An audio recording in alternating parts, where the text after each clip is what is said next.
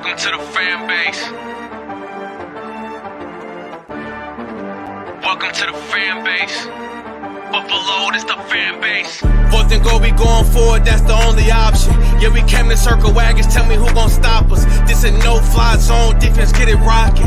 Gritty in the end zone, cause the camera's watching. Double coverage on Stephon, who checking Davis. Don't let Josh tuck and run, he ain't nothing to play with. Shutting down the edge of Vaughn, ain't no one-on-one. Check gon' take it to the crib like he forgot his son. Other fans still think it's sweet like we don't run the East.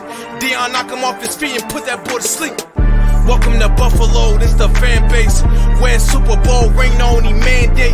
25-year drought, time to set a straight. Team full of dogs, win it all, never play it safe. Welcome to the fan base. Welcome to the fan base. Buffalo, this the fan base. Poppin' Bills Mafia, it is your favorite Friday night guys under the Friday night lights. This is BILLT Different. We are your hosts. I'm Justice General Radford. That's my brother Jake Nostradamus Jordan. Jake the Bills fan. Oh, Jake, bro. Jake the blurry fan. Oh my God, what is going on?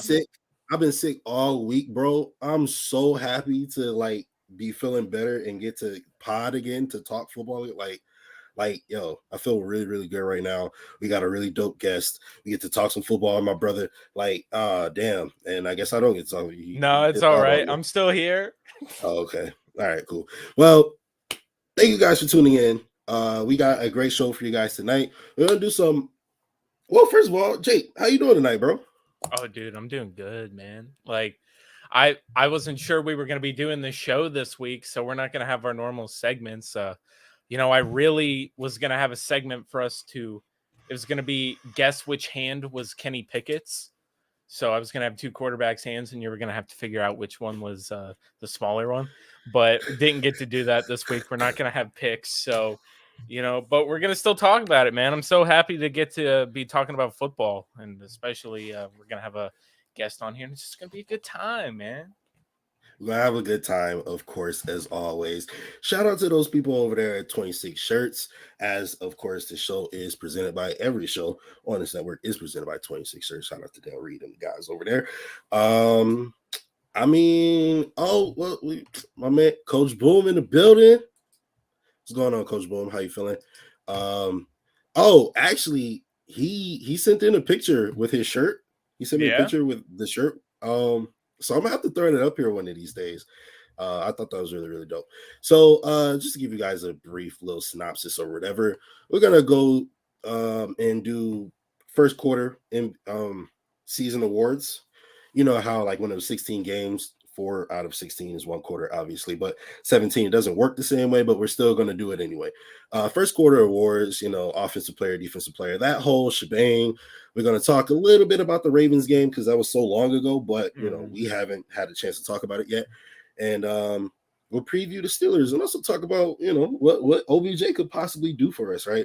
But before we get into our Ravens recap, we're going to introduce our guest. She's so nervous. Oh man, my man's Emily Cudney in the building. What's going on, Em? How you feeling? I'm good. How are you guys? Good. Good as always. Maybe I should have had a drink before this.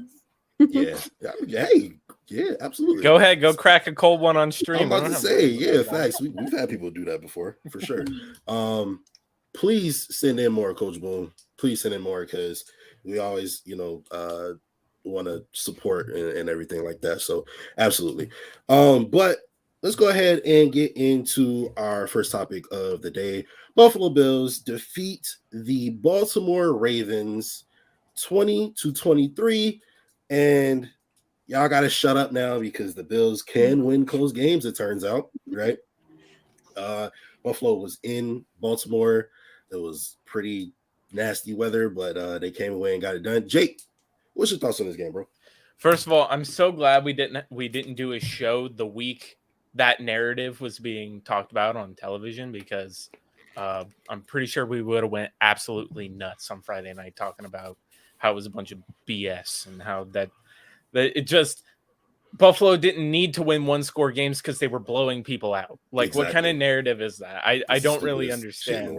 But this Ravens game, man, it was. I'm not gonna lie. I was unless you were actually at the game, I wouldn't be surprised if a lot of people wanted to turn this game off before halftime. Like I certainly did. I did. Like that first interception happened, and I was like, "Oh no, this is gonna be a long day. It's gonna be a long day." And then I was not happy. Yeah, no, man. Like it just seemed like everything bad that could happen was happening, and I was like, "Oh God," like. Yeah.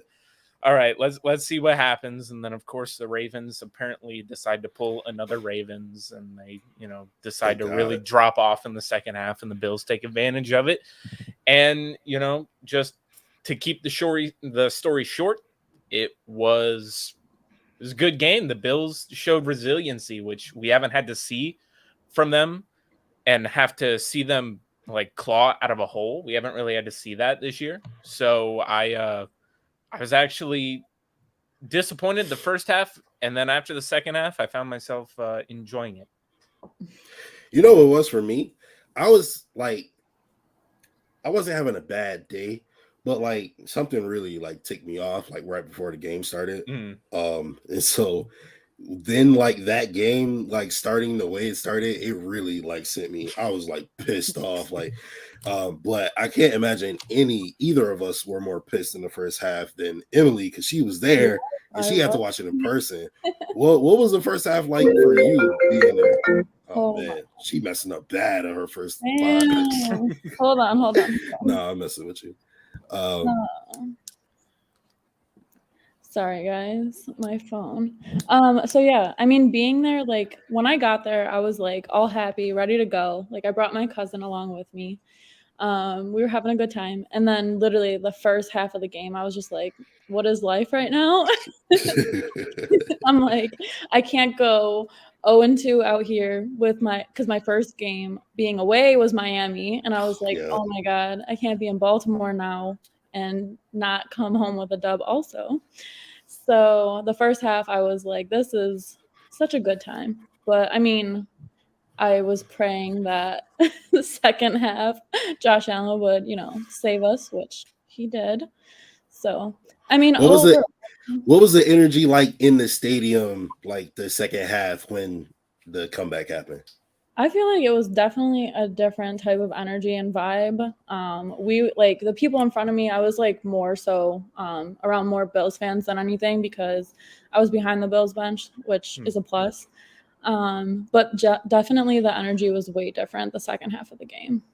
Did that the second half? I saw a couple of videos that came out getting towards the end of the game where the Bills were driving down the field and getting ready to. It almost felt like the energy was sucked out of that stadium.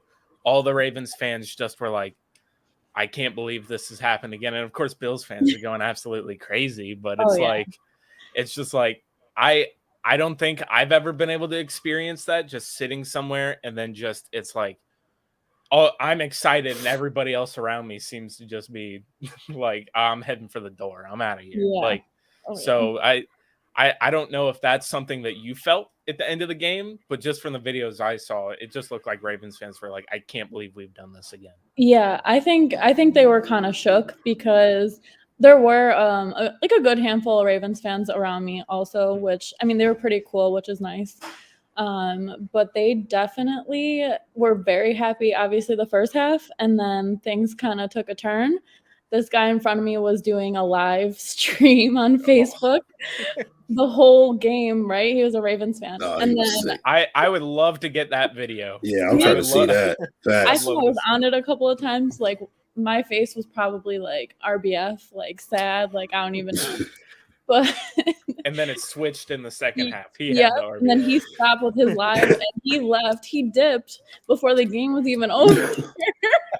So wait, was it like worse as the comeback was happening, or was it worse like after Tyler kicked the field goal and it was over? I feel like when the comeback was starting up is when these fans kind of were like, oh wait, like we're probably about to lose. I've seen this before. They were definitely feeling some type of way. Oh man. Damn, that's crazy. Yo, Jake, tell me, bro, what does this win mean for like the Bills? You know what I'm saying? They are facing another juggernaut in the AFC. Like, let's not play games. Like, the Ravens is a great team. You know, they bought it. You know what I mean? So, I mean, the Bills scored 23 points. They was averaging like 30 something coming into the game. They held them to 10 points in the first half. Obviously 13 points in the second half. So, like, the Ravens team is clearly for real. What does it mean to get a tough W like that? So what's crazy about that game is that this is a really important one because it showed basically what kind of the dynamic of this team is. In the first half, nothing was clicking. Everything seemed to be going wrong. Players the energy did not seem to be there, at least just from looking at it on TV. You could tell the players didn't have like that fire. And of course, you have the commentators saying, oh, well, maybe they are still tired from playing in Miami last week or whatever. And then it showed really what this coaching staff was made out of. They went into the half and they came out and they looked like a completely different football team. Like it looked like the first half, Lamar and those boys, they punched them in the mouth. They got punched in the mouth. And then they came out and they said, no, that's not happening anymore. Leslie Frazier, I don't know what they changed up, but they bottled Lamar. And I don't know what Josh Allen, he drank some of Josh Allen's secret stuff at halftime. And he came out and he looked like Josh Allen the first couple of games we saw. That dude he didn't care if it was raining. He was like, no, I'm going to get us through this because I don't know what's happened to our run game. And I'm sure we can talk about that a little bit, but it was basically non-existent. So I'm talk about it, dude. What has happened to our run game? Talk about it, bro, because I was going to get to it if you didn't. So go ahead, spark it. So the first thing that I talked about when, of course, I have a group chat with my whole family, and they're all like, "Oh my god, what is happening? The sky's falling, everything." And then finally, it's like, okay, we can't get anything going.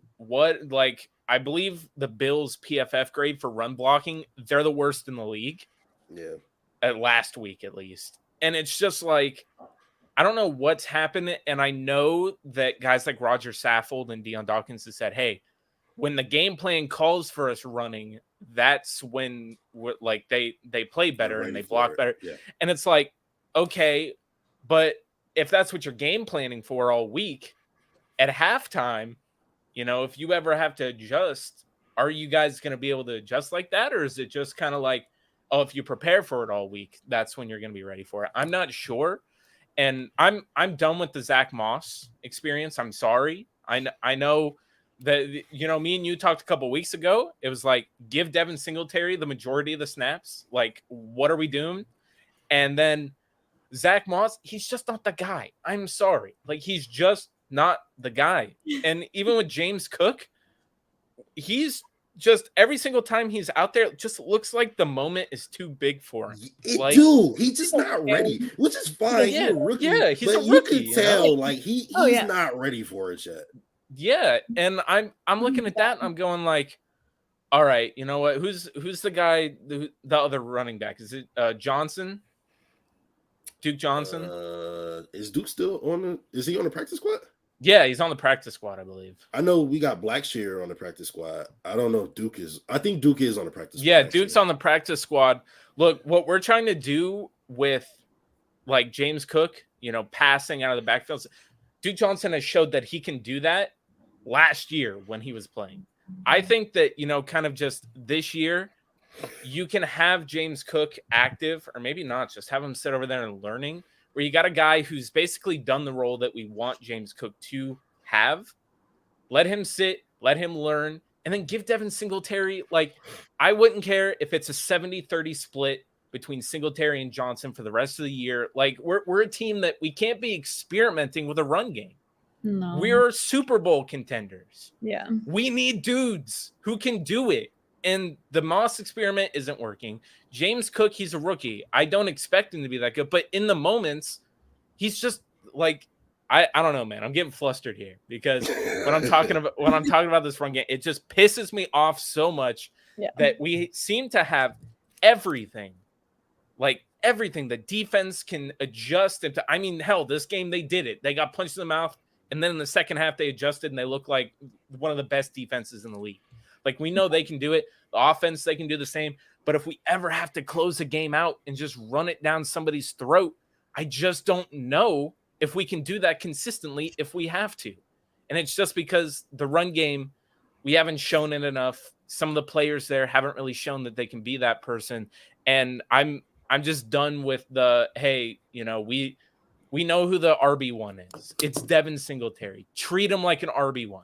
Come on. Like, this benching people after one fumble or something. Running backs fumble. I mean, come on, dude. Like, it's nature of the game. So I was having this argument with my little brother, right? And he calls Devin Singletary Chips, which is his new, like, you know, he's in the Air Force, so he like travels the world or whatever. Mm-hmm. And I guess Chips is the new way of saying he's trash or whatever. But you know, obviously he doesn't. Yeah, I don't know. But he keep telling me about fantasy scores, and I'm like, why are you talking to me about fantasy right now? Like, do you watch the games? Do you see him perform? Like, if you watch the games, you would know the reason he's not killing your fantasy team is because of lack of opportunity. Right? They keep giving the ball to Zach Moss. Like, what do you like? You know what I'm saying? So, like, Devin Singletary had 49 yards rushing on Sunday. That it was a 4.5 yards per carry. If you watch the game, you saw there was a couple runs where he got smacked in the backfield before he could even like think about looking for a hole. Right? So if you take that out, if you take out those plays, then his average is even better. He also contributed in the passing game for 47 yards. He was the second leading catcher on the team last Sunday, right? So now he's contributing around 100 yards, 96 yards, if my math is correct. He's contributed 96 yards and barely used.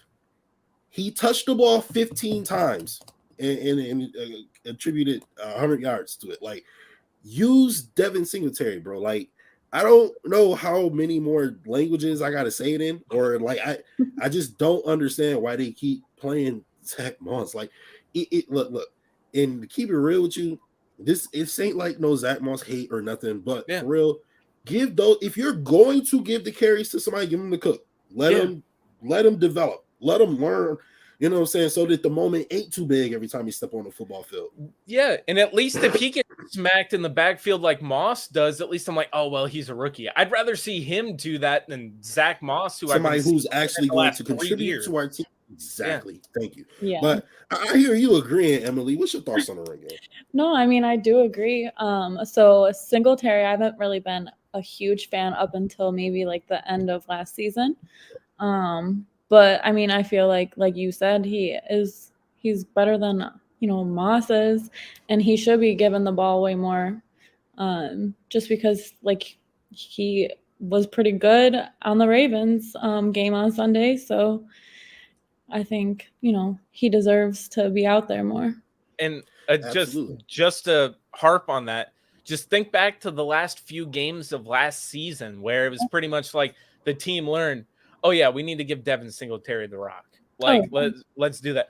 His efficiency, he was amazing. Yep. He was the reason why we were able to close out some of those games, because we got the lead, hand it to Singletary. He's picking up clutch first downs. Like, that is what we need him to do. And it's just like they're like, no, we want to do this running back by committee thing. I'm sorry. Maybe it works for the 49ers. Maybe it works for the Dolphins. It don't work for us. Right. It hasn't. Stop. I'd hate the running back by committee thing. If you want to have two backs, I'm not mad at that. But have a RB1. Yeah. Like, have somebody who is your main guy, and then you have a guy who comes on when he gets tired or for certain packages, whatever the case may be. But have a main guy, right? Because Devin Singletary is a 5 yards per carry average for his career type of guy.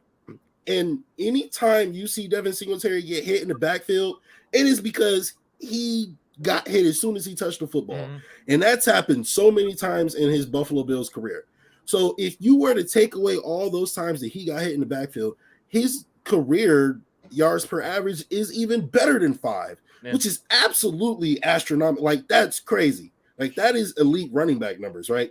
Yeah. So if I'm like, come on, man. If you dedicated a scheme to Devin Singletary, gave him the opportunity it would take to perform, like, what are we talking about? What's the discussion? Like, what does Zach Moss bring to the table that Devin Singletary or James Cook cannot provide? Like that's where the confusion is. I don't know. Maybe he brings to the table.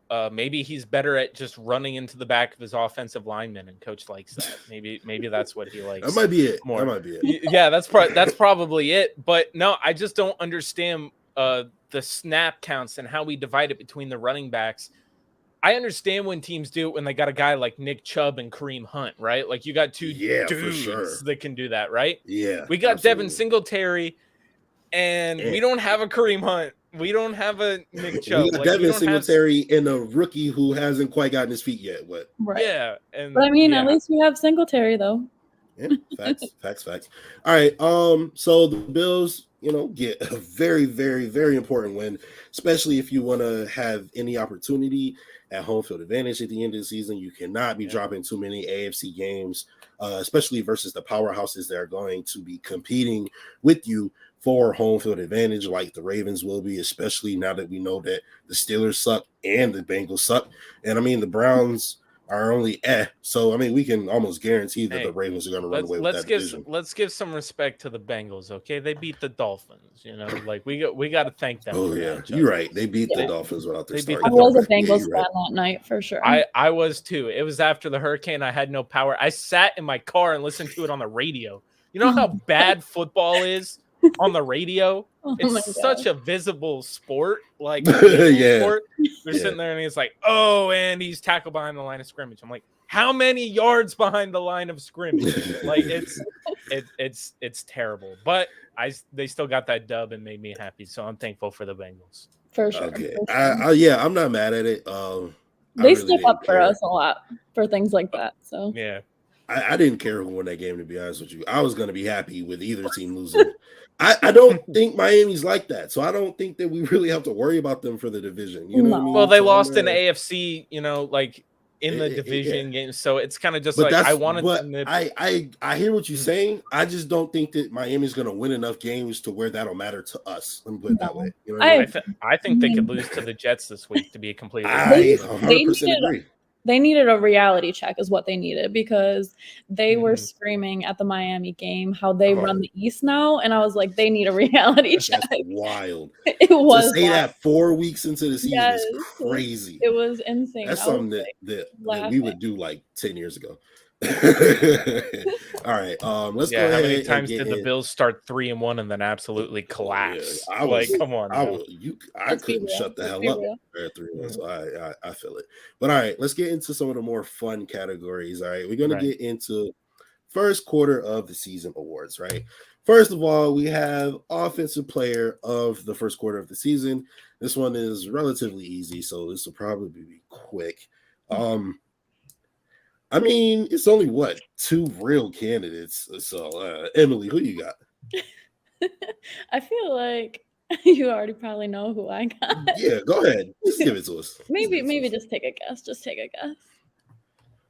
Khalil Shakir. Gabriel Davis. I mean. Oh wait, no, Jamison Crowder. I mean, if that's who you want to go with. No, who's yours though? Who do you think is the offensive most valuable player so far? Man, why you gotta put me on the spot? I'll give you the easy one. 17. 17. Yes, sir. Why? Why? Because he just shows every season where he's at. This man can do it all. I mean, he really can. It's crazy to me. Like, we literally are. This is my line right here. #blast. Okay. Facts. Yeah. No, Josh Allen has been absolutely. He's been killing it this year, man. Like, there's a reason why when they're talking about who's going to be the MVP, they're still talking about Josh Allen and Jalen Hurts right now, right? Yeah. Like, they're just like, yeah, these are the 2 guys. Yeah, exactly, Spin. He's front runner for MVP. Look, dude's just balling. Like, it was raining last week too, and that's a game where normally a team would be like, "Oh, we're gonna run the ball." Not the Bills. They're like, "We got Josh Allen." Like, it doesn't matter. So when you got a quarterback where it's just like rain, snow, it doesn't matter. Windy, Josh Allen can do it all. Like, it's just like, going into a game with Josh Allen that dude's gonna ball. Like, he's a baller, and he's been absolutely amazing this first quarter of the season. He absolutely has it. It's I think it was throwing something stupid like 72% before last week happened. Obviously, it was raining. His receivers was dropping wild passes. It was nuts. Honestly, that first half was really pissing me off. Our receivers couldn't catch cold in that rain. Like, it was bad. So I think his adjusted completion percentage is probably high, like probably maybe top of the NFL. But I don't know what his numbers look like coming out of that game, but I know he did add another touchdown to his ledger. If I'm not mistaken, he definitely had at least one touchdown. I can't remember if he ran for one or not. No, it was 20. So, 2 touchdowns and then 2 field goals. All I know is he accounts for all of our offensive touchdowns. So he had a touchdown to Isaiah McKenzie. Where'd the other touchdown come from? He ran it in. So he did add 2 more touchdowns. He I was just about to say, if anybody's running it in, he is. So do it on damn self. Because it's not Singletary. You're 100% right. You're 100% right. They're gonna have Zach Moss back. All right, you know what? I'm gonna stop talking about Zach Moss. People gonna think I'm hating. Yeah, thank you, Spen. Rent free in your head or something? Rent free in your head? Apparently so. I just like, you know what I'm saying? Look at that. That 2-6 are right there in the top right-hand corner. It looks so beautiful. We need to see 2-6 on the field more. Okay. That's what we need to see on the field more. 26 shirts, Devin Singletary. Okay. So now we're going to get into where we might have a little more, variety, a couple more options, because I think I'm pretty sure my answer is going to be different from either of you guys. So it might not be, because I think I kind of know where you might be going. Yeah. I'm giving somebody who probably isn't the defensive player. No, bump that. He is. To me at least. Jake, who you got, bro? Man.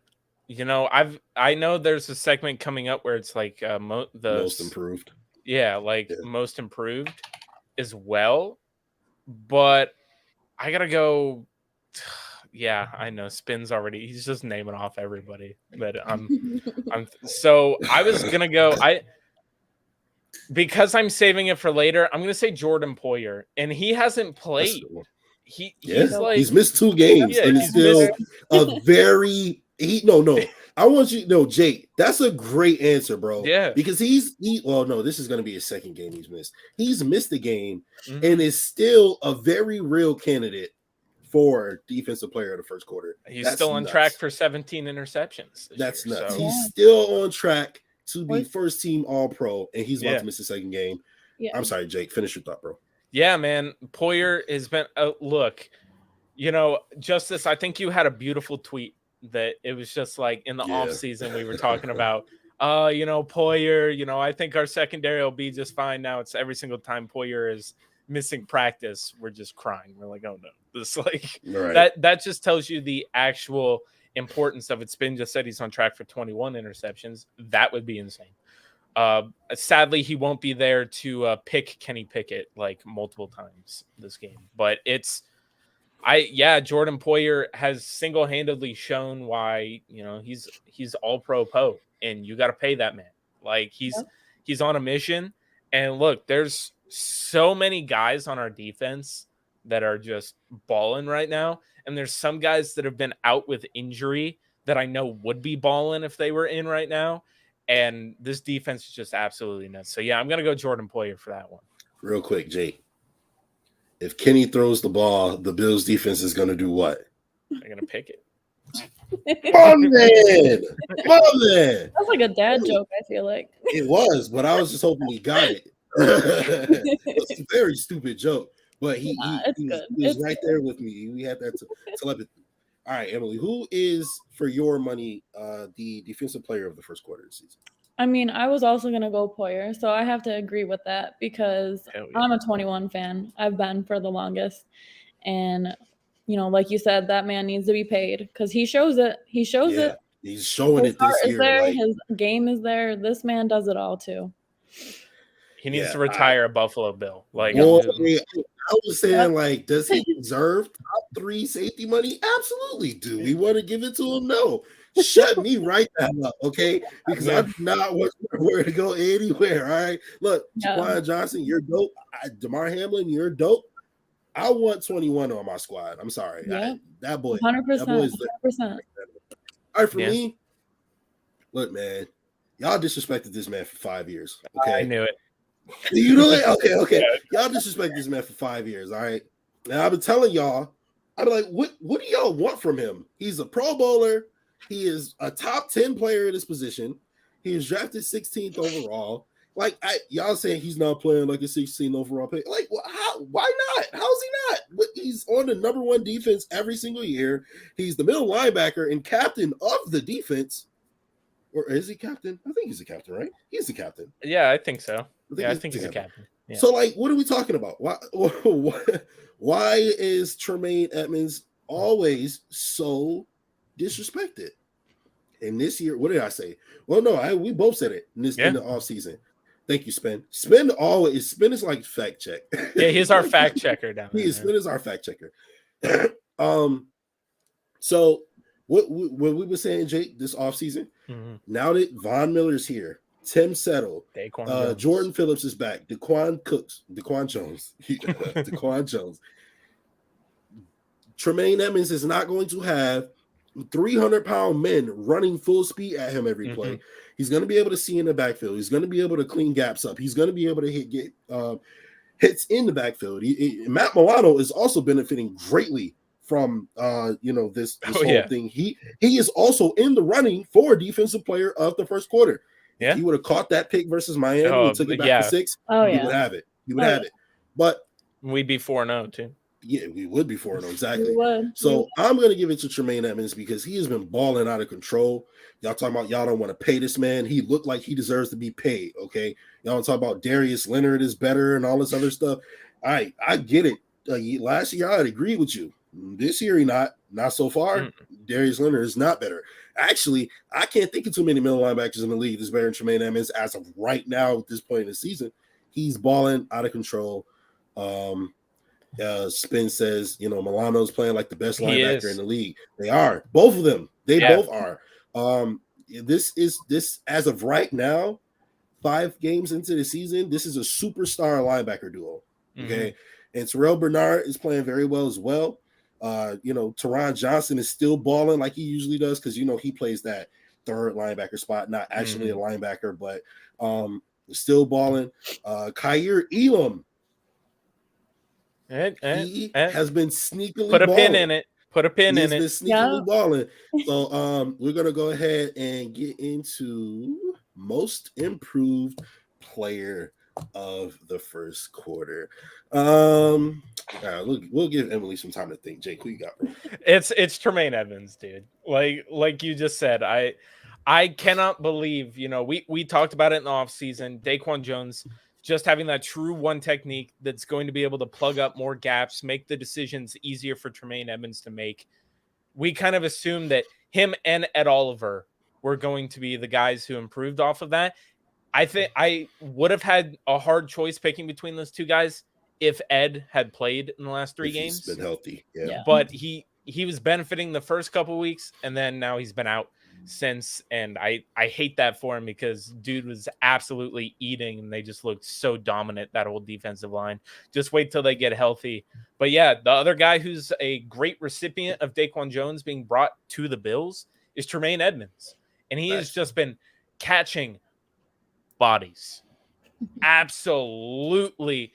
The way this man is hitting people, like it was so funny watching, because a lot of people, I know they like to talk down to like Edmonds, like he's just not like, he's not Darius Leonard. He's not. And I understand that, but you got to understand, what's that say? I just think fans get to see more what Edmonds really does because their defense. Yeah, exactly. Like Edmonds was good last year, and this year he's absolutely showing it because one, as our defense looks dominant, more people are kind of paying attention to Tremaine Edmonds and the plays that he makes. One, because he's in the 5th year and we're gonna have to pay the guy, but also it's kind of like, all right, what are you gonna do? How are you gonna step up? How are you gonna earn this money? This dude has absolutely been like, no, I'm gonna do it. And I watched in the Ravens game, I believe Lamar was just kind of running, trying to get outside and maybe try to catch an edge. Tremaine Edmonds was just absolutely like, he is fast. Like that dude looks like the Predator out there. Mm-hmm. All right. Yeah, like he looks Edmonds like was going in at the Ravens for sure. Bro, he is one of the most athletic linebackers in the league. Yes, he's young. You can talk about that, but he's young right now, right? In comparison to other players that have played in the league for as long as he has. And he's balling right now. So if you're telling me as long as we keep a good offensive line or a defensive line in there, if he's just going to keep playing like, you pay that man, because that dude's a weapon. Even not a good line, just people can do their job effectively. Yeah. Like all we need you to do is stand there and be big and take up that gap. We've had 3 techniques playing one technique or trying to play one technique the last couple of years. 20 yards. Like, yeah. Oh, my bad. I wasn't trying to cut you off, Jake. I got emotional. You know what I mean? You took me there. Just let it out. It's just kind of like the disrespect for Tremaine Edmonds. I don't get it. And there's still people on Twitter after seeing That's hate. Yeah, it's just, you got to be haters at this point because Tremaine Edmonds has come out and he's balling. So that's the people who were saying that Josh is. Remember that first year when he was the MVP candidate or whatever? That's people who's like, oh, it's a fluke. He's gonna regress by then. That's hate. That's hate. Yeah. And you wrong. That's hate. Emily, who is your most improved player of the whole team? Doesn't have to just be a defense. I mean, I feel like I'm just gonna feed off of Jake here because you're right. Like this man, he deserves everything that's coming for him right now. Like I said, during this Ravens game, like he really was stepping up for that game. And that's what we needed because, you know, we were losing and it just didn't seem like it was going to go our way for a little bit there. But Edmonds for sure. Like all the haters, you know, they can continue to watch him because if they want to hate, then let them. Like that's their own problem. You know what I mean? Yeah, absolutely. All right. Well, y'all keep agreeing. And I be having to wait to throw Spin's answers up on the board because he be taking all my answers. And since I go last, you got to wait, Spin. All right. But my answer is the same as you, bro. Group. I like that answer also, just been absolutely nuts so far. I think he's second in the league in sacks as of right now, only because some dude from Pittsburgh, some no name from Pittsburgh, Hightower or something. I forgot his name. He leads the league with like 5.5. And Group has 4.5, I believe. So he's been going crazy. Finally having somebody opposite. No, F that. Finally having a dominant defensive end so that, you know, Greg Rousseau can be the opposite. He is able to be dominant. And what did we say during the offseason, Jake?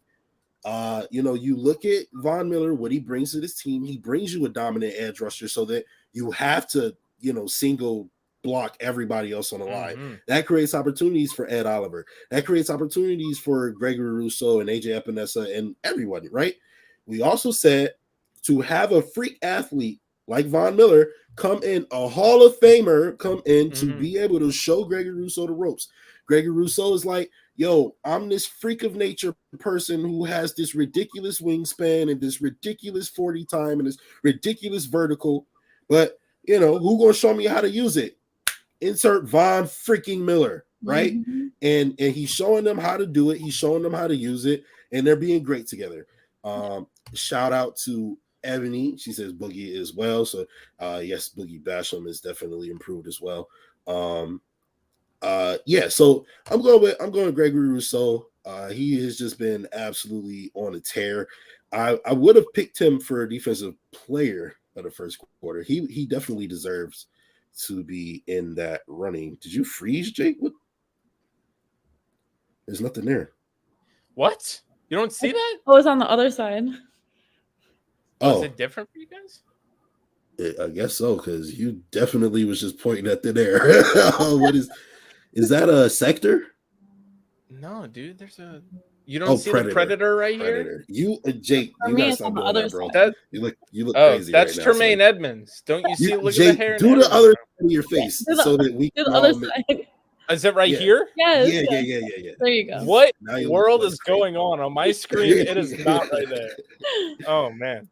All right. Now we get into another kind of a fun one, right? This is the Unsung Hero Award. This is the award for somebody who maybe doesn't get the recognition that they deserve, right? I only thought of this because there was somebody specific I wanted to show love to who probably wouldn't have made any of these lists. So I have my answer. Jake, what's yours? Kaiir Elam. I think. Oh, that's a great one. So I recently saw a thing. ESPN put out their top 10 rookies so far this season, and there was a safety for the Saints, and I'm kind of like, oh, okay, where's Kaiir Elam? I was expecting, of course, Sauce Gardner was at the top. Was Christian Benford up there? Should have been. No. It's I'm looking for Kaiir Elam because I'm like, dude has basically been holding dudes down. He was against Tyreek a whole game. Guess what? Tyreek had 33 yards. Like it's kind of like he's so quiet. Nobody's talking about it. He's not getting any respect, but he's been holding it down.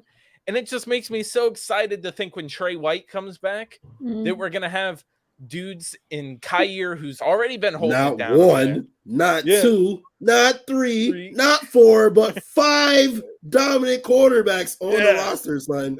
Justice, you know how I feel about corners, bro. Tre'Davious White, Dane Jackson, Kaiir Elam, Christian Benford, and Teron Johnson. Yeah, there you go. You know how I feel about cornerbacks, bro. You know what I was preaching all offseason. The fact that we've got all these dudes who are going to be absolute dogs. Jake, like, what? Jake, what? What? Yo, what if we could get Christian Benford to play safety while Micah Hyde is out, dog? They could do it. He could train so that was something that I heard. Kaiir on a field at the same. That was something that I actually. That's actually something that I heard early in the offseason as everybody was like, Christian Benford, he had kind of the athletic profile to where he could make the transition to safety.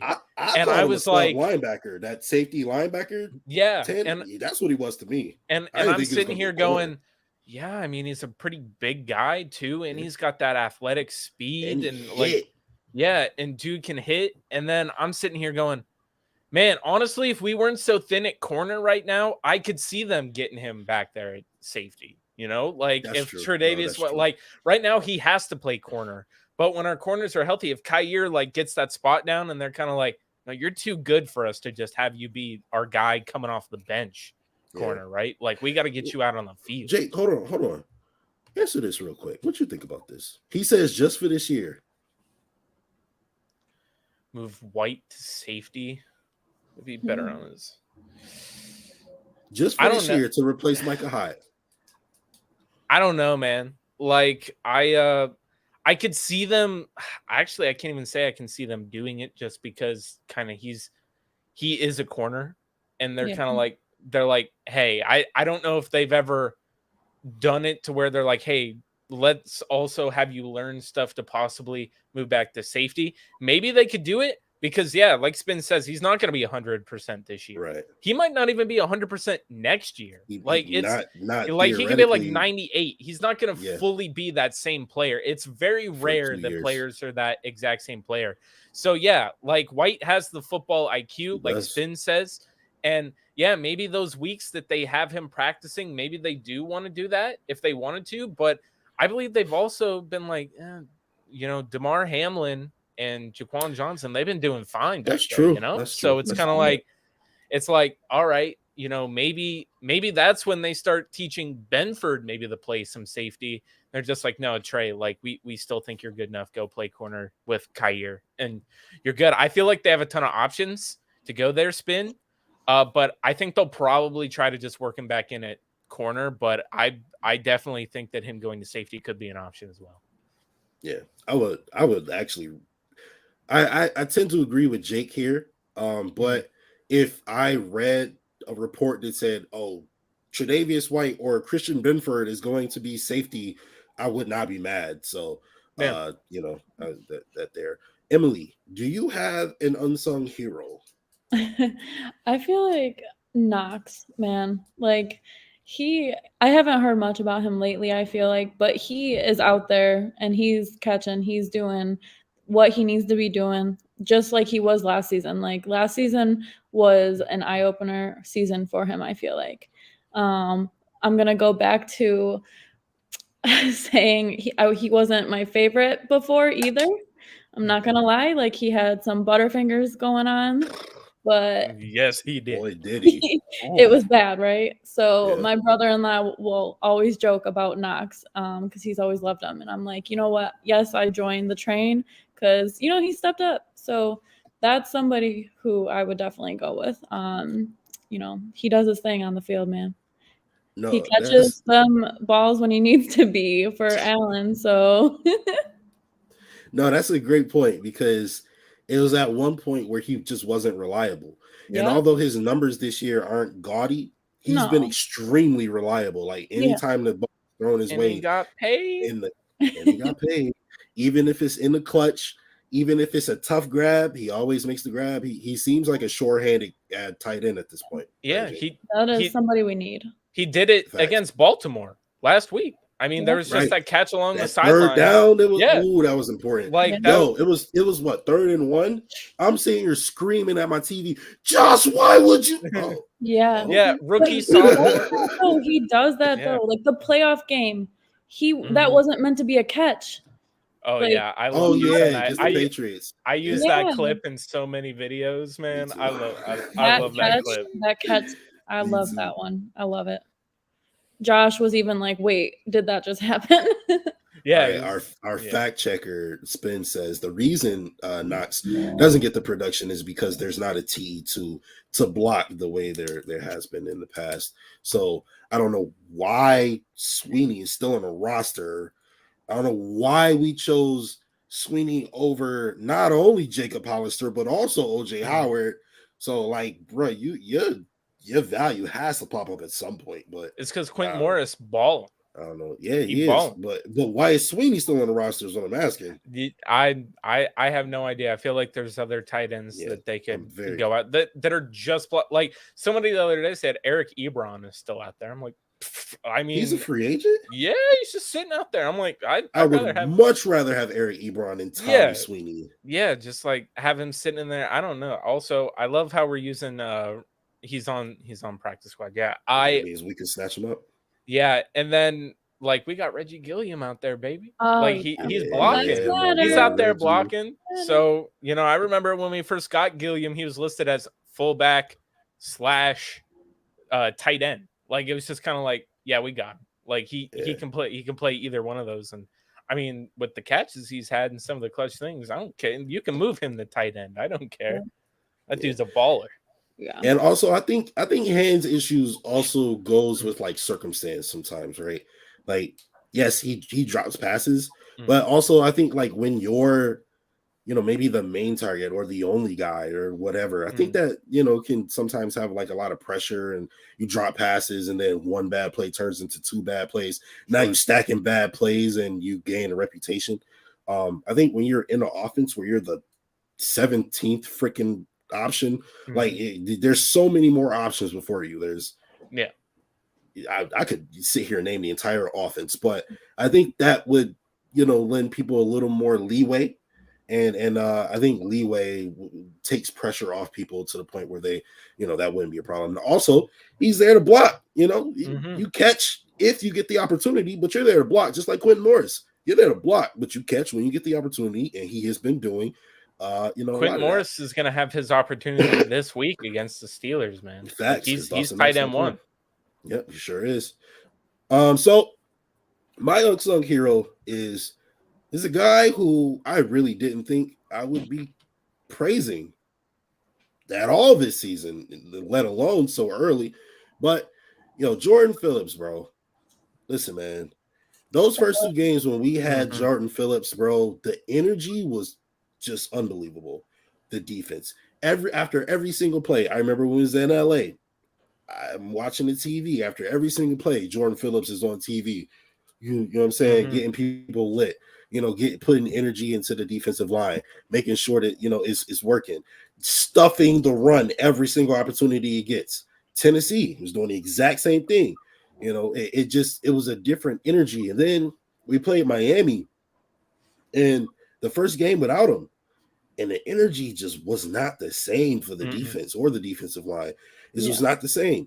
The energy against Baltimore for the first half, it just is not the same without him. So my unsung hero is Jordan Phillips. I think that having him healthy is going to be extremely beneficial for us as far as having the appropriate energy for our defense to be dominant, as well as having the appropriate gap control to play a good run defense. So my guy is Jordan Phillips. I love the energy that Phillips brings to the team. Him and Shaq. I know Shaq isn't playing as much as Jordan is, but the energy those two guys bring is absolutely unmatched. And Jordan Phillips, it's crazy because I had to say this year that I believe Jordan Phillips plays better when he's not getting paid. Like that is what I've come up with because I'm telling you, he's going to be in Buffalo for this year. He's probably going to go get paid again somewhere else. Like that's the kind of year. But do you think he would go take the big check somewhere else, or do you think he would take a moderate check from Buffalo? I think he'd take the moderate check from Buffalo because he already went and got that bag from Arizona. Right. So it's kind of like he didn't like Arizona. Yeah, exactly. It barely worked out. And like Spin says, he didn't fit Arizona's scheme, just like Shaq Lawson when he went to Miami. He didn't fit Miami's scheme. I just don't think he liked being in Arizona. Like I remember when he came back, Mookie, shout out to Mook.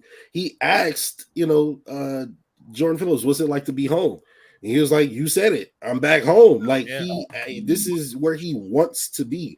And I think that is huge when it comes to performing. Like if you work somewhere where you actually want to be, your performance is going to be a lot better than if you hate the place you go to every day. So I think that that definitely plays a big role in it. All right, we got a couple more, just 2 more. These are pretty simple though. Biggest surprise of the season so far. This is positive. Okay, we're gonna stay positive with this one because we do have a counterpart to it after. So biggest positive surprise of the season so far, Jake. Man, Spin, why you always gotta take my stuff right before I'm about to say? Yeah, Christian. That's why you gotta wait to get up on the screen because he's stealing the answers. That surprised me, and I know that it didn't surprise Justus, but kind of when we took Benford at the end of the draft, kind of before we took him before He Who Shall Not Be Named, or I believe so, or after. I think he might have been the pick after. Was he? I'll check. You go ahead. Yeah, but I think that I'd spin. I just was not expecting him to really be, in contention for. We picked Elam, and I'm like, Spin is just like I'm saying Spin now. Elam is going to be that starter. After. Yeah. Right. And then Benford just comes out of nowhere, and we're hearing all these things. It's like, oh, Christian Benford is making waves. We're like, the kid out of Villanova? Like what? Villanova's a basketball school. What are we talking about here? So, and he's just played his way to where that week 1, he was starting over Elam. I just could not believe it. And yeah, man, he's absolutely been just a show out. And I hate that he hurt his hand because I feel like he'd still be sitting there pushing Elam. Look, I love that both those guys had the opportunity to, play on opposite ends of each other, at least for one game. And they were doing just fine until Elam now has a hand and he has to go get surgery and whatever. It's just kind of like, I feel like it was such a big surprise, and I'm hoping that he'll come back sooner rather than later, because that dude, huge surprise, and he's been bringing it with this team. So he's doing what we expected Elam to be doing, and we never expected him to do it. So the fact that he was able to do that on the same level as the guy we picked in the first round, that's a big surprise. Yeah, bro, absolutely. I mean, like you said, I knew because I called it. But no, honestly, what I said was, and I'm being honest because I don't have to be honest. Everybody's giving me credit for this, but I will be honest. Okay, I said that Christian Benford would be a starter next season. Right? Yeah, I said that he would make the roster this season, which is still a hot take because he was a late 6th round pick. Yeah, all right. So I said he would make the roster this season. He would be a starter next season. Boy even went past my projections and became a starter this season. If he gets the opportunity to play still and doesn't have a broken hand, that just means more reps. That just means more experience for this kid, right? Mm-hmm. Because he is a rookie. Like, this is his first 3 games, unfortunately. In the NFL period. No, 2 games. Oh no, it was 3 games because he broke his hand in Miami. Period.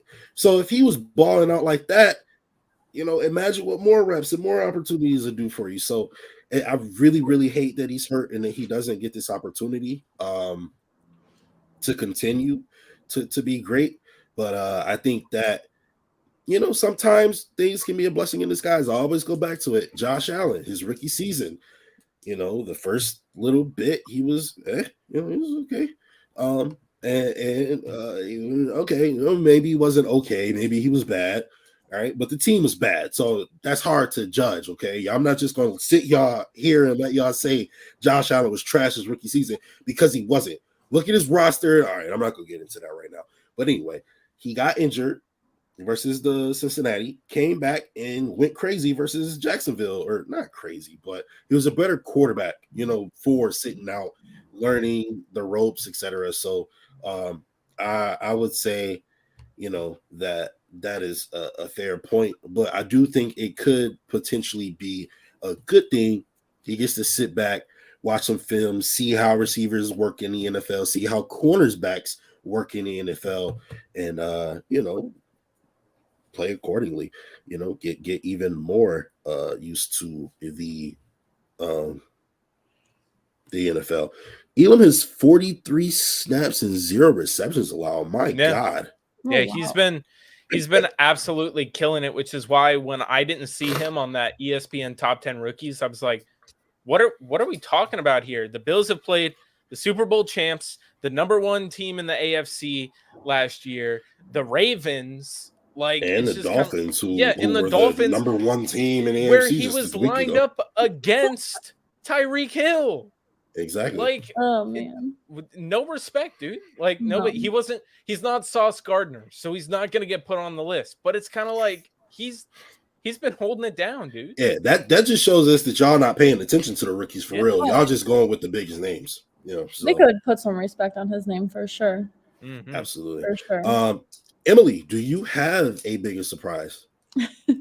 I mean, I feel like there's a couple people, but what about Mackenzie?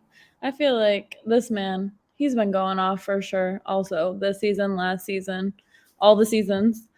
But I feel like Mackenzie. Yeah, that's a good one. He's kind of become like Dawson Knox for me in the sense that he is now reliable. You expect McKenzie to make the big catch now, and he does it, pretty frequently.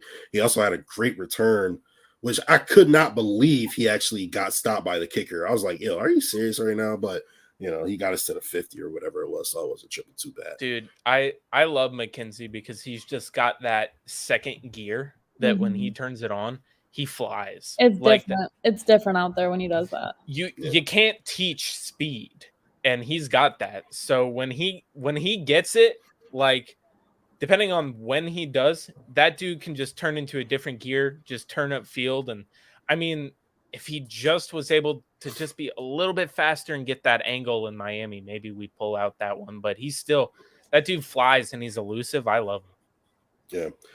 Yeah. Biggest surprise, I'm gonna go with I'll give it to DeMar Hamlin. I'm very, very ticked off at him and Jaquan Johnson for allowing that 22-yard pass to Jalen Waddle over the middle. So, that has a sour taste in my mouth. But outside of that, they've been playing very well. Obviously, the Dolphins only scored 21 points. The Ravens only scored 20 points. So they're doing something right. You know what I mean?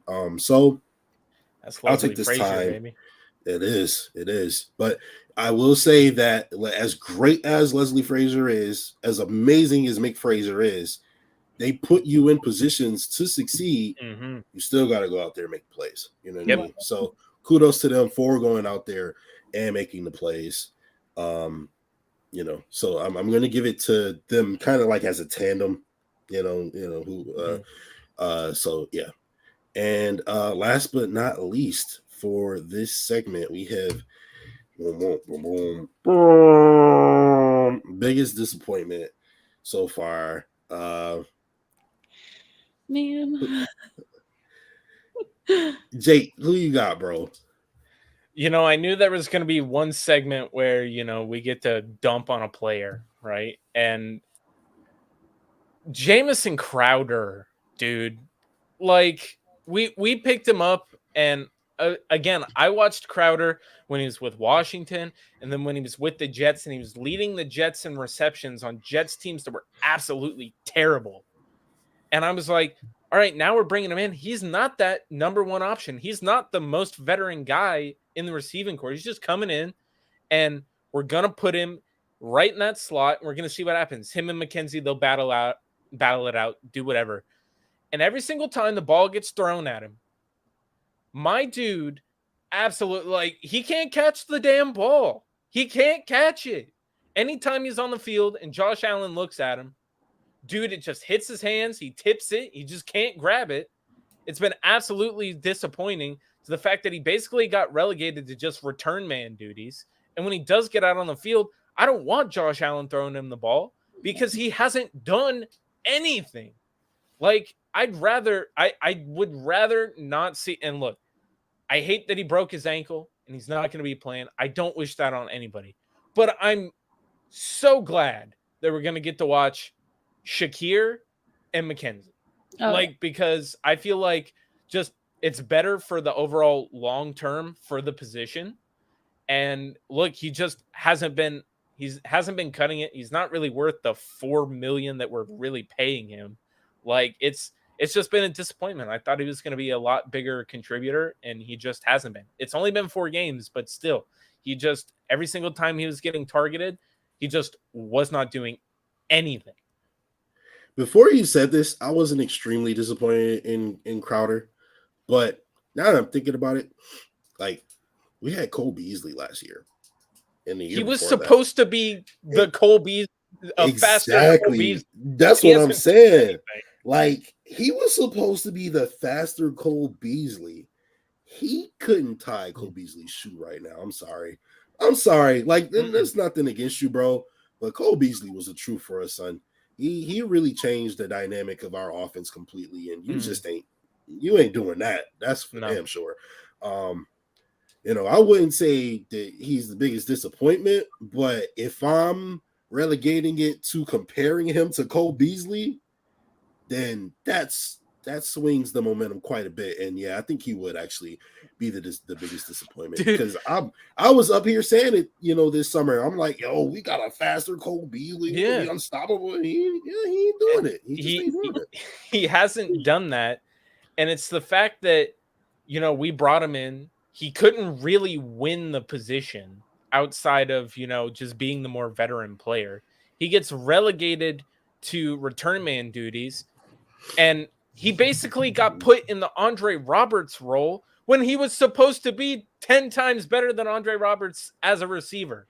and he just didn't show anything. So yeah, I was just looking because I know the easy answer that I see a lot of people saying is some of the running backs, and that's disappointing. But I had to go. It's just the Jameson Crowder experiment has just been because I was tooting his horn all offseason. I'm like, no, this dude's gonna be amazing. I love what he did with the Jets, and he just has made me look like a fool for believing it.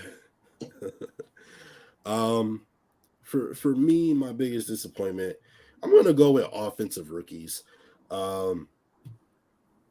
Khalil Shakir, James Cook, it just haven't been too hot for me so far this season.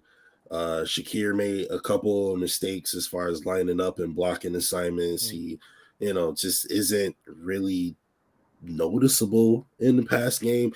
I don't know. Like, I thought he was going to be a dog for us, but when I look at the Bills out there on the field, it's like Josh Allen, Stephon Diggs, Dawson Knox, and a bunch of as far as wide receivers go, or as far as pass catchers go.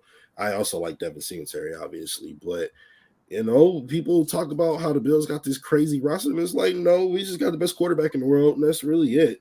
He does it all. Yeah, exactly. So I damn near spit out my drink when I read this. I wonder what you're laughing at. Yeah, the boy spent crazy. But I mean, it's facts. So it's fact. And for me as well, James Cook has not been good, man. He's not been good. First ever carry was a fumble. Then you dropping passes. Then you you know what I mean? Like, bro, like when you get some opportunities, you gotta, you only get one shot. Do not miss it. No, but seriously, you gotta make them. You gotta make the most of the opportunities, bro. And they have not been making the most out of opportunities. I don't know if they take it for granted or what, but it just ain't been working so far. But I mean, you got to think too. And James Cook, his case, right?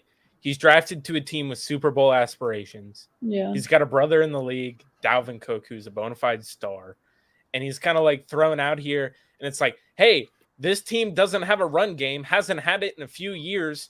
We're going to throw you out there. You're the answer. That's why we picked you. And he just, like, it ain't even that, bro. Like, I get what you're saying, but at the same time, it's just like, yo, do your job. Yeah, no, do your job. Exactly. Scary, bro. Like, please like break a tackle. It looks like it's just too big for him at the moment. Like, he's just not. And again, it's only been 4 games. Who knows? By the end of the season, maybe we're like, oh, James Cook stepped it up, and now these are very early reactions. Facts. This is first quarter of the season. Yeah, absolutely. Yeah, 100%. He might have a clutch playoff play, and we're all like, oh my god, he's like. You talk about me forgiving everything. You give me a clutch playoff. F that. If you give me a clutch play that wins us a game, I will forgive everything. Okay, that was Taron Johnson with me, dog. When he made that pick, I was like, it's over. He proved me wrong. That's crazy. That's facts. No, you're right. Emily, do you have a biggest disappointment?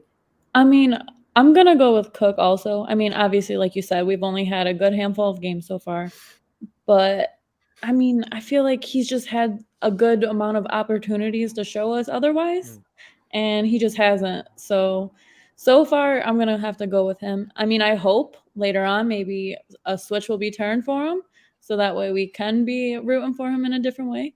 So I guess we'll just have to see what happens. But I'm gonna have to go with Cook.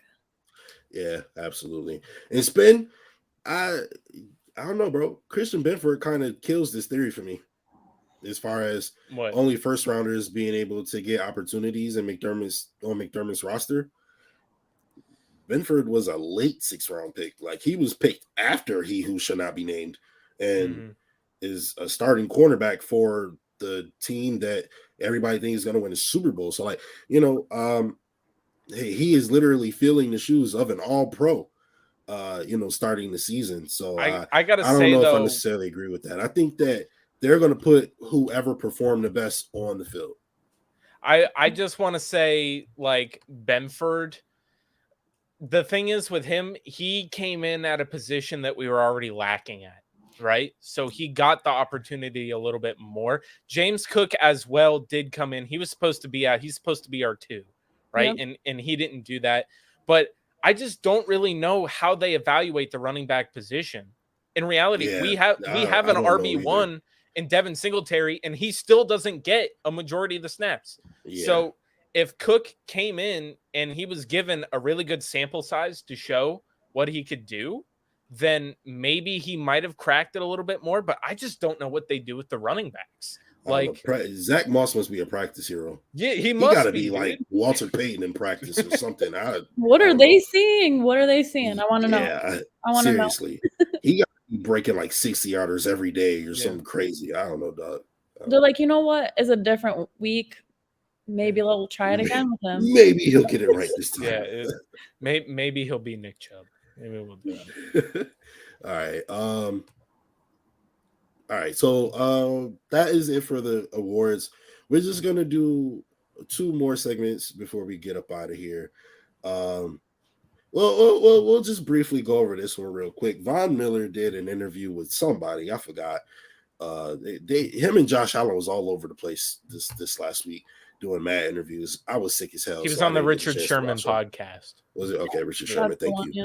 And he mentioned how OBJ is going to be visiting all these teams and whatnot, but he knows where MBJ is going to end up. Emily, do you want OBJ in Buffalo? And what would OBJ do for the Buffalo Bills if he were here? Man, this is one of those questions because I honestly haven't brought myself to an answer if I want OBJ or not. I feel like, yes, it would be very beneficial for us.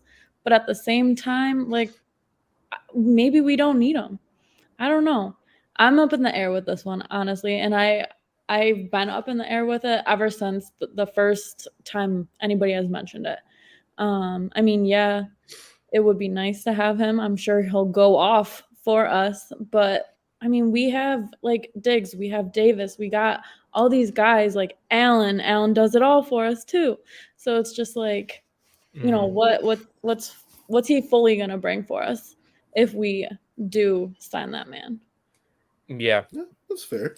Jake, what you think, bro? So with OBJ, we've talked about OBJ plenty of times, right? So like we all know you adding OBJ to this team would just be like a wedding topper on an already perfect wedding cake. You know, it's kind of just like it doesn't need to be there if you didn't want it to be, but you know, you put it there because it's like, hey, that would be nice to put at the top of the cake. So OBJ, really, let's look at it, right? Whoa, Spin, you scared the hell out of me, son. Hold on, just take that last sentence out of that, and we're square. But you bordering upon bugging right now. Spin, I'm gonna give you the benefit of the doubt. That message that you just said, you know this is the wrong show to be sending that message, dog. You know this is the wrong show to be sending that message. I didn't even go to college with the boy. I'm just saying that is simply not true. So right, my bad, Jake. So while I'm blurry right now, it's just kind of like when you add OBJ to this team, let's look at the depth behind Diggs and Davis, right? What do we got? We got Hodgins, Kumaro. Not anymore. We don't have Kumaro. Like, it's just kind of like, all right, you know, who's really there? I mean, Shakir, we just lost Crowder. Like, and we lost Tavon Austin. Yeah, and Tavon Austin. So it's kind of just like, I mean, I wouldn't be mad. Yeah. Don't get me wrong. I wouldn't be mad. Yeah, like, it's just kind of like we got guys on the roster, and I think that OBJ is just kind of like, yeah, when we get in a situation where, Gabe Davis, he's dealing with a nagging ankle injury. Like, he's just kind of like, he hasn't been 100%, and it's kind of showed in his game. Yeah. And you kind of just like, well, wouldn't it be better if you would have an OBJ on the field to where if Gabe Davis isn't 100%, you don't got to play him. You don't got to play him. Let him heal up. Don't let him have to play on a slightly bum ankle. Like, let that dude have one more week to heal up.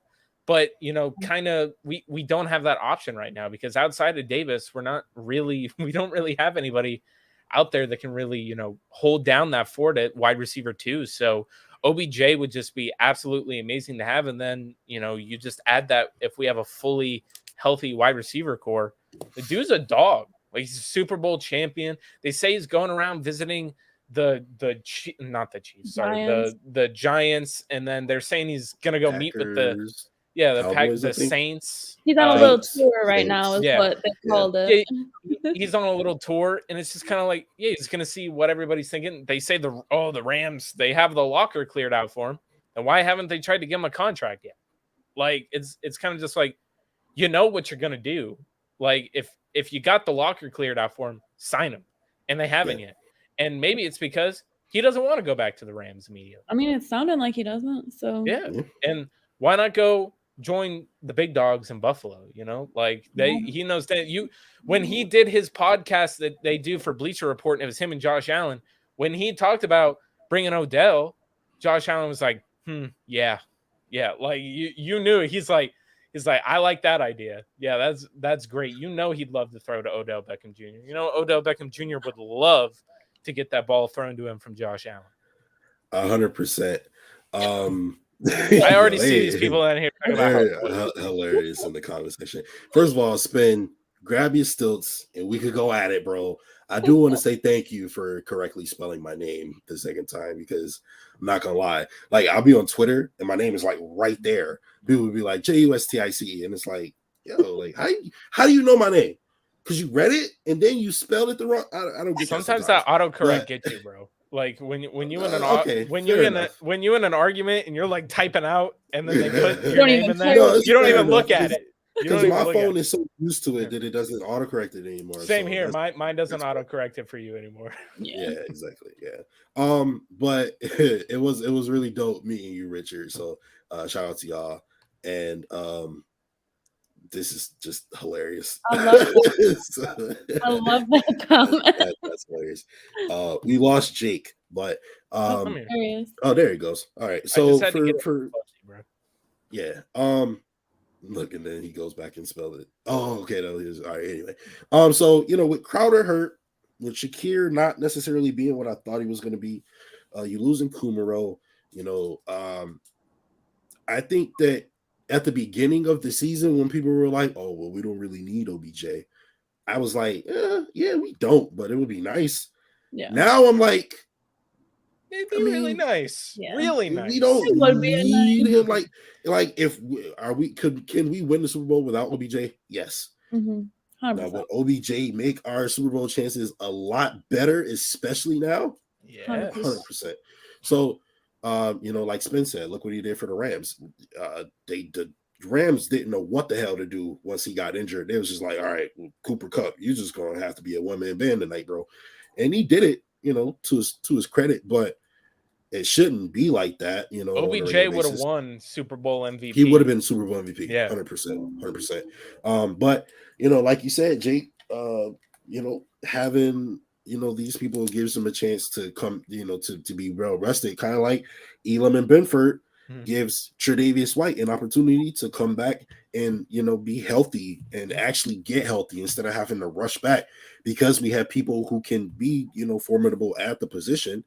They give you more leeway, they give you a little bit more time. So I have to absolutely agree with that. I would love to see OBJ in a Bills uniform. He said whoever win the game, and we stopped him. So I mean, bro, you gotta be a man of your word. Yeah, he's probably coming here. Yeah, again, I'm pretty sure there's probably already a deal on the table. They're just waiting for him to get cleared medically, and then he'll be there. Like I've been saying that before the season. It's just as soon as he can pass a physical, and he can practice, he'll be on the Bills. But it just takes me back to everybody say, "Oh, we don't need him. We don't need him."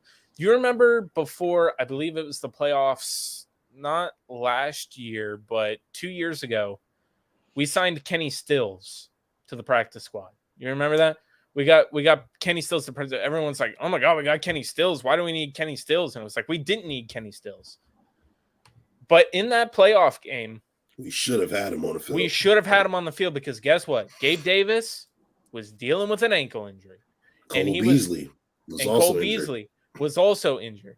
Broken fibula. Yeah, he had the broken fibula, and Coach McDermott said, "Well, I played Gabe Davis because I felt that he deserved the opportunity to play." I didn't like that answer. I hated that answer then. I love Gabe Davis, but he should not have been on the field for that game. That's not the time to show loyalty. No, exactly.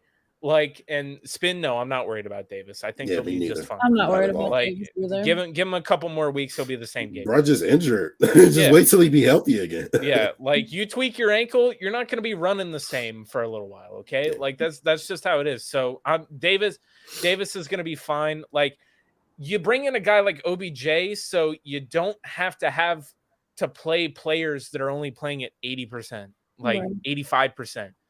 You want a guy like OBJ so you can play him. So the next week you got OBJ, Diggs, Davis at 100%. Like that's what you want. Yeah. So we were stacked before the season. We're still stacked. We just maybe need that little bit more. Yeah, it's a couple Jacob pieces missing. You know what I'm saying? Like, it's still pretty sturdy, but it's a little wobbly. You know what I mean? So we need to, put some more Jenga pieces in there. As soon as Davis is a healthy, that man will be going off, and you already know that.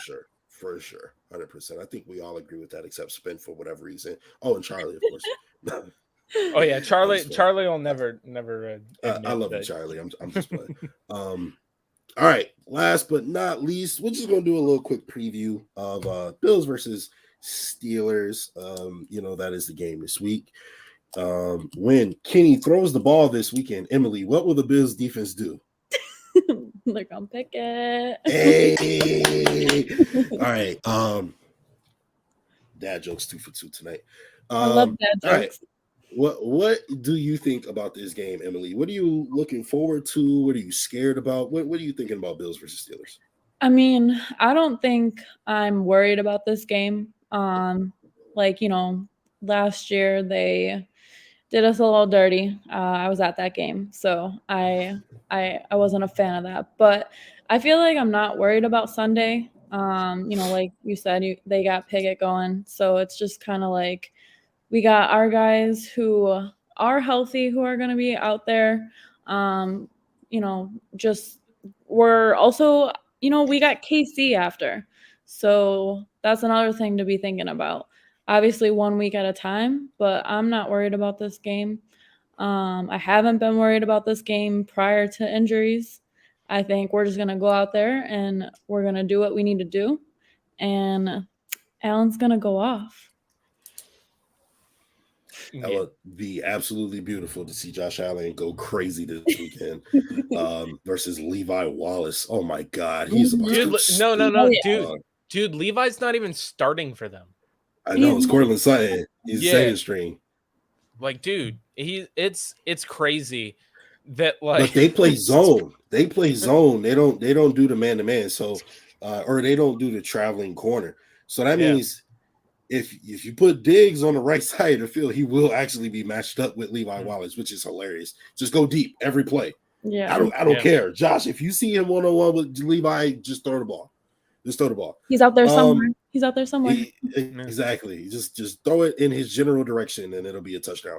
Jake, and why are we shitting on Levi? Like he did really well for us. He held it down for us, but he's not on the team anymore, so we can dump on him now. You could pick on him. It's fine. Fair enough.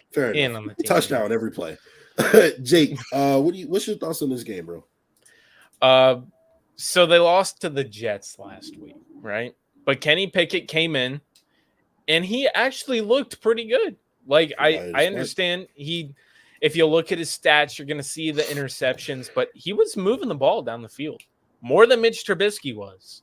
So I think that, again, McDermott against rookie quarterbacks, it's usually he's usually pretty good against that, right? So I'm not too worried about pretty much any kind of aspect of this game. I mean, like, I'm kind of just trying to feel like on what front they don't have TJ Watt. Like, it's just kind of like I'm trying to find something that makes me go, what? Oh no. Yeah. Like what is scaring me here? They don't have Mika Fitzpatrick. They don't have Melvin Ingram. Like, what are we doing? I'm sitting here going, look, this is still a Mike Tomlin coach team. Can't take them lightly. They're still going to come out. They're going to play hard. This is going to be basically Kenny Pickett's first game starting against one of the best defenses in the league. Like, I don't think Mika's playing. I'm sorry. Go ahead.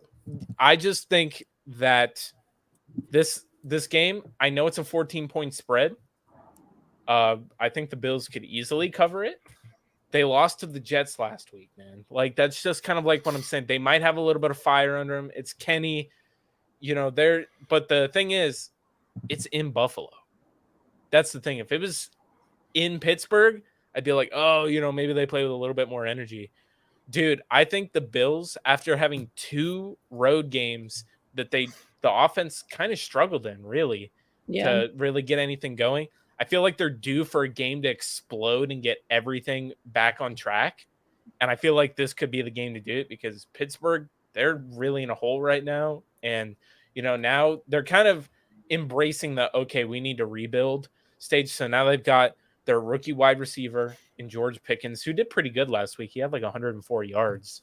And then I had him in fantasy and he's on my bench. I'm just storing him for whenever, somebody wants to trade for him because their teams are garbage. And then I'm just looking at this game like the Bills are due for a really good game. Mm-hmm. I have a feeling that that's going to be this game. And the Bills, again, they're a team that's fueled by kind of home like advantage also. Yeah, and there's home field advantage. So it's just kind of like everything is pointing up for the Bills. And I really don't feel like, maybe some of these guys got held out from the game because maybe Coach McDermott's like, this is still this is a struggling Steelers team. Maybe we can afford to let these guys sit because maybe they are looking forward to the Chiefs. Maybe they're like, no, I want these guys healthy for the Chiefs. And I don't like that maybe they're doing that.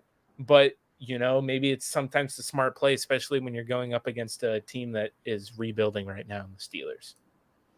No, 100%, bro. I'm I'm gonna read you guys this injury report real quick. All right. Which one? Ours? So Steelers. So the Steelers will be without cornerback Ahkello Witherspoon. Okay. All right. Cam Sutton and Levi Wallace and Minkah Fitzpatrick and Terrell Edmonds are all on the injury report. Oh, wow. Levi Wallace and Minkah Fitzpatrick are cleared to play. Cam Sutton and Edmonds are game time decisions. So what that tells me is that Stephon Diggs is about to go for 350. You giving him a beat up secondary, and then the starting cornerback might not even play. It might be curtains before the game is even started. You look at Melvin Ingram is no longer on this roster. That guy is in Miami now. That guy is just he dominates us every He's single an alien, time. bro. He's definitely. I don't know. I just don't like the Bills. He's not even that good versus everybody else. But for the Bills, he just turns into like Lawrence Taylor. I don't know what the Tell me hell how is we up with him. played him last year, week 1, when he's with the Steelers, and then we played him again when we played the Chiefs because he got traded. Come on. Definitely. No, but I think he's like 3-0 against us in the last couple of years or whatever. Mm-hmm. So, can't wait to see him later in Miami. When you come to Buffalo, do it again. Yeah. But anyway, TJ Watt is not there. We have a better offensive line. Somebody mentioned Spencer Brown being a disappointment. Mm.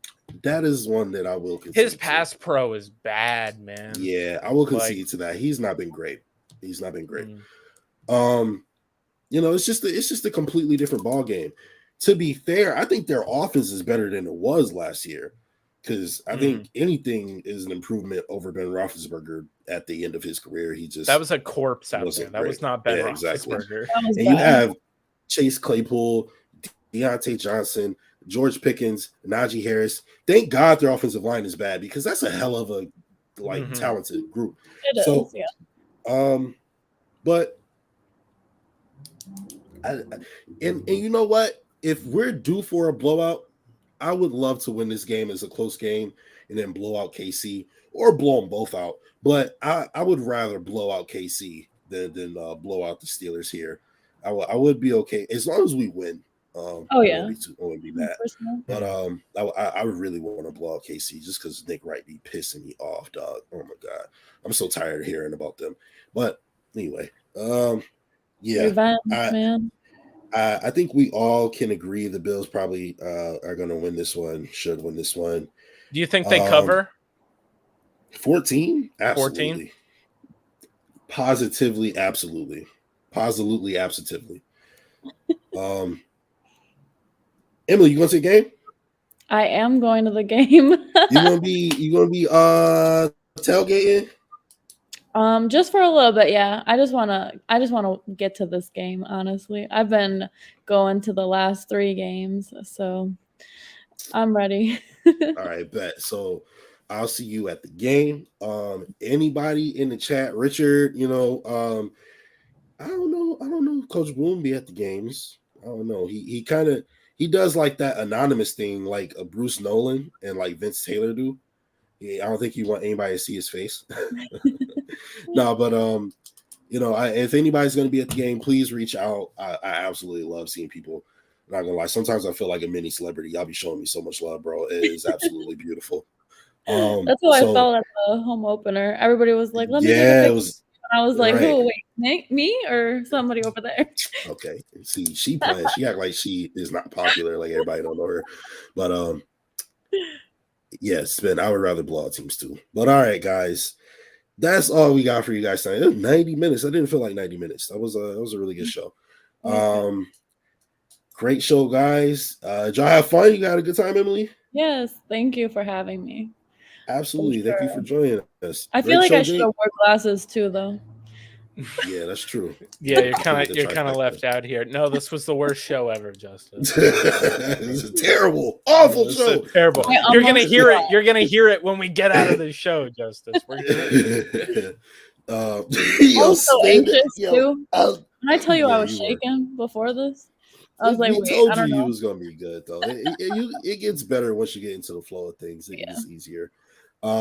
Spin is absolutely hilarious. I love his dedication to this 3 a.m. thing. And I'm telling you, bro. Because we will do it one day. We are going to do it one day, dude, and you better be there. So do we play any Thursday night games this week or this year? We have a Thursday night game. We play Thanksgiving, but I know that's at noon. It looks like we have a Thursday night game against the Patriots at the beginning of December.